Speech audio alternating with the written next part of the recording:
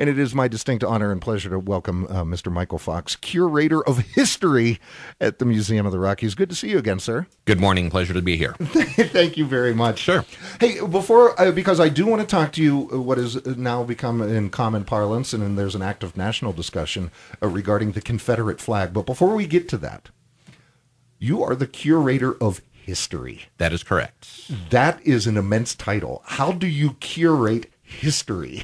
Well, actually, what it means is I curate the history collection at the Museum of the Rockies. So we have in addition to our fine dinosaur collection, we have a large collection of regional history-related artifacts. And the museum was originally founded as a history museum. So this goes back to the founding of our museum back in 1957. What gets a curator of history really excited? Controversy, actually. That's the thing that we kind of like the best, because we can use artifacts to explore controversial topics in depth. I think we have a controversy on this topic. I think we do, yes. Regarding what is widely considered to be the Confederate flag. It is my understanding it was prominently used as the flag of the Army of Northern Virginia. Is it the Confederate flag? This is actually the battle flag of the Army of Northern Virginia, and I can tell you a little story about how that came into being. Originally, this flag was designed by a guy named William Porcher Miles, who was a U.S. representative from Charleston, South Carolina, one of the fire eaters of the pre-Confederacy period, meaning he was very strongly for states' rights, very strongly for the right of people in the South to own slaves, and was deeply offended by any activities in the North that in any way impinged on slave owning. So very strongly against the fact that some of the northern states would not enforce the Fugitive Slave Act, things like that. When the Confederate States of America was formed, he, of course, resigned his commission there in the House of Representatives and went on to be appointed to head a committee to create a new Confederate flag and Confederate seal for the new nation. He put quite a bit of work into it.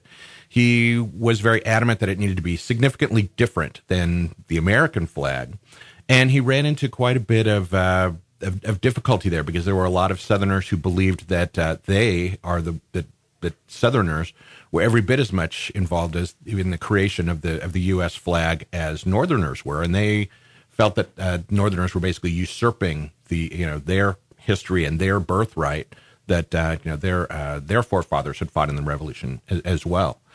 Despite that, Miles went ahead and designed a flag that was based on a flag that he had seen in Charleston. It was called the Charleston Secession flag, and it looked very much like the Confederate battle flag that we know of today, except rather than the St. Andrew's cross, which is the cross similar to that on the Scottish flag, it was the St. Andrew's cross, like kind of the Christian cross, like the one that's on the British flag, and had the red background and the stars on the blue stripe. But he was actually talking to one of his friends in the Jewish community in Charleston, who said, there's a lot of people in our community, Jewish community, who want to follow this flag, who believe strongly in the ideals of the Confederacy. But for us, it would be better if it didn't have a big Christian symbol in the center of it. It didn't have any kind of religious connection. And based on that, Miles went back and redesigned the flag to have this St. Andrew's cross. He took his design to the committee, and it was turned down. They said that it was really too radical, and they were mostly people wanted to preserve the look of the U.S. flag, and that became the first Confederate flag, which were known as the Stars and Bars, 3 red and white stripes with a blue Union, just like the U.S. flag, and they added stars to the Union as states came into the Confederacy until it became 13 states in the Confederacy. So it's exactly like the Betsy Ross flag, only with 3 stripes instead of the 13. And this was the people seem to go along with it, think it was fine. But at the first major battle of the Civil War, known as Battle of Manassas Station in the south and Bull Run, first Bull Run in the north, there was tremendous confusion on the battlefield for a couple of reasons. One was that neither North nor South had really had official uniforms for their armies. There were all these all these volunteer groups who were wearing all different types of uniforms. So you had, volunteers from Savannah, Georgia, who would be wearing blue uniforms, or blue drill uniforms, or cadets from VMI wearing a different type of uniform. Northern soldiers dressed as in different types of uniforms, red pants, blue jackets with green shirts, wearing red fez.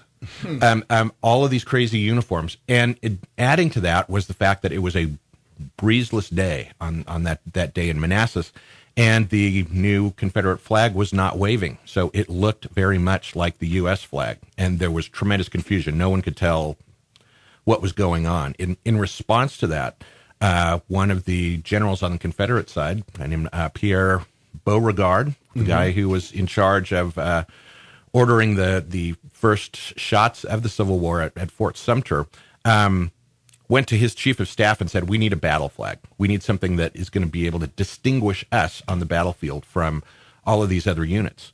And his chief of staff was William Porter Miles, who said, "I designed a flag like that, and maybe we can use this." That became the battle flag of the Army of Northern Virginia.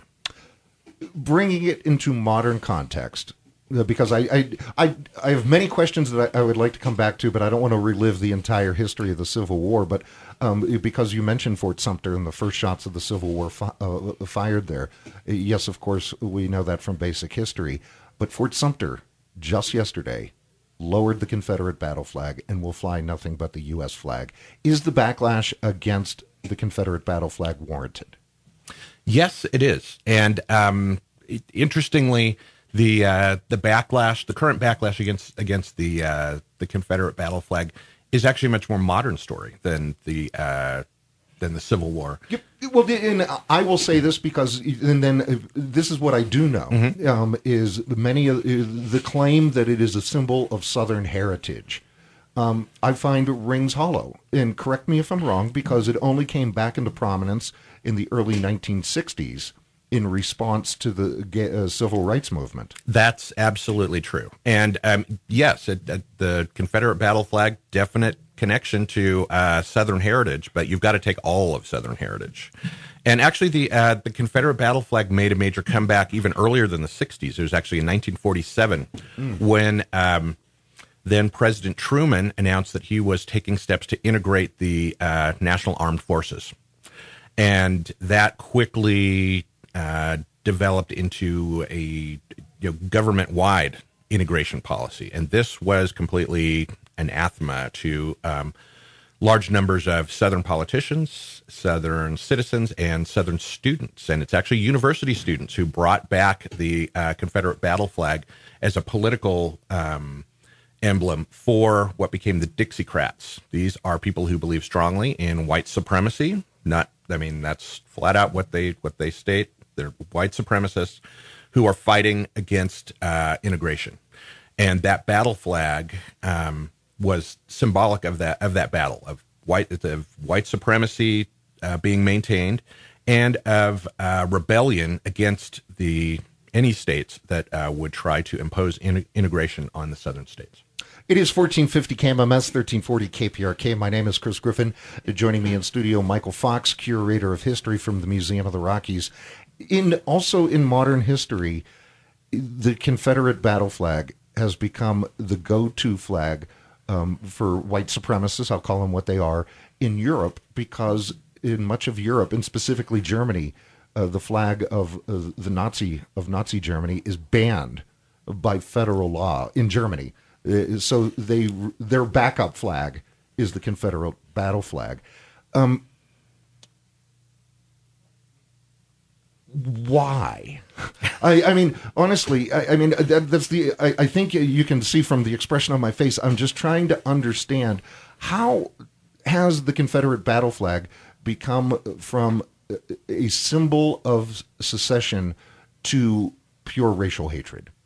Well, when the Confederacy was formed, if you look at the original founding documents of that, white supremacy is directly written into those early documents, and white supremacy was a major component of the Confederate cause. In fact, when we're talking about the Confederate national flags, the second Confederate national flag featured the battle flag of the Confederacy in the Union, that part in the upper left-hand corner. The rest of it was white, and the guy who designed that flag was a newspaper publisher in Savannah, Georgia, a guy named William Thompson. And in his newspaper, he specifically stated, yes, this is the spotless banner of the Confederacy, and that white section on there stands for white supremacy. That is a cornerstone of what the Confederacy is all about, and we are proud to have this large field of white on our flag. Later, of course, that became a problem because, again, you'd have a non-windy day. It looks like a flag of surrender, and they ended up changing it yet again. But during the war period, white supremacy, no one was afraid of talking about that. That was definitely one of the primary cornerstones, as the designer of the flag himself stated, of the Confederacy, and that's something that kind of died out a little bit in the 1890s when there was a kind of concerted attempt to change what the meaning of the Civil War was. As the last Confederate War veterans were getting old and dying off, they really backed off the idea of white supremacy, and the point of the war that's when the whole states' rights idea came about, that the war was based on states' rights. And after that, no one really dealt that much with the Confederate flag. Northerners clearly saw it as the flag of traitors, people who had committed literally treason against their own country, and the Confederate flag was not that heavily used as it became later as a result of the civil rights movement. And that leads me to my next question, and thank you for going there, because I was going to ask you, as the curator of history, is there a prevailing thought among your fellow curators of history and historians in general? Is secession the greatest act of patriotism or the greatest act of treason? That is still remains very much of an open question. The United States was formed as an act of treason, mm-hmm. and the same thing could be said for the Confederate States of America. I mean, what they felt they were doing is basically reenacting the American Revolution against Great Britain. So that is still very much an open question. The answer basically depends on whether you are successful or not. Because the victors do write the history. The victors write the history, yes. 1450 KMMS, 1340 KPRK. My name is Chris Griffin. Joining me in studio, Michael Fox, curator of history from the Museum of the Rockies, discussing the history of the Confederate battle flag. Michael, just an observation from my point that I would be interested. I'll make the observation in a comment and then I'll let you respond. But I have never seen the conversation regarding the mass murder of 9 people in a situation be overtaken by the conversation of what a symbol represents and should it be removed. I personally believe, which is why one of the things that's motivated me to have this discussion on race, is that it's detracting from the incident, the murders that happened in Charleston, South Carolina, a little more than a week ago. But is the current portrayal of the Confederate battle flag a manipulation of history? I don't think it's a manipulation of history. But I think that I absolutely agree. It's a very unusual situation in that this symbol is highly charged. Political symbol is really detracting, I think, from the tragedy that occurred in Charleston. I absolutely agree with you on that. But it's a discussion that's taking place now that was long overdue, and it is deeply politically and socially charged, and it's something that I think will end up being a positive for the nation and for the South. But I absolutely agree with you. The focus should be on the tragedy that took place down there and the motivating ideas behind it. And I think that that's really where the connection is.